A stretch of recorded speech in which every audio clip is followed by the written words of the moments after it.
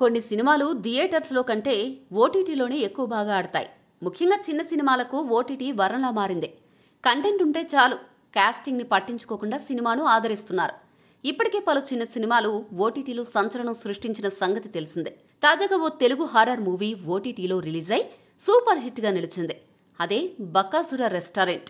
పలు సినిమాల్లో కమెడియన్గా నటించి గుర్తింపు తెచ్చుకున్న ప్రవీణ్ ఈ సినిమాలో లీడ్ రోల్ చేశాడు. ఏడాది ఆగస్టులో థియేటర్స్లో రిలీజ్ అయి మంచి టాక్ని సంపాదించుకున్న ఈ సినిమా ఇప్పుడు ఓటీటీలో దుమ్ము రేపుతోంది. అమెజాన్ ప్రైమ్ వీడియోలో స్ట్రీమింగ్ అవుతున్న టాప్ సినిమాల్లో ఒకటిగా నిలిచింది. కన్నప్ప, పరద, కూలీ లాంటి సినిమాల్ని సైతం వెనక్కి నెట్టి వరుసగా 24 రోజులుగా టాప్ 10లోనే ఉండడం గమనార్హం.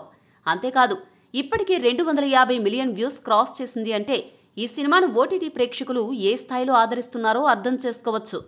పెద్ద సినిమాల నడుమ నిలబడ్డం చాలా కష్టమని అందరూ అనుకునే పరిస్థితిలో బకాసుర రెస్టారెంట్ మాత్రం ఆ అపోహను చెరిపివేసింది.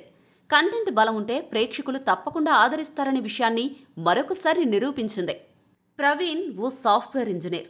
4 స్నేహితులతో కలిసి ఓ రూమ్లో ఉంటూ ఇష్టం లేకపోయినా డబ్బుల కోసం ఆ జాబ్ చేస్తుంటాడు. ఎప్పటికైనా ఓ రెస్టారెంట్ పెట్టాలి అనేది తన కోరిక.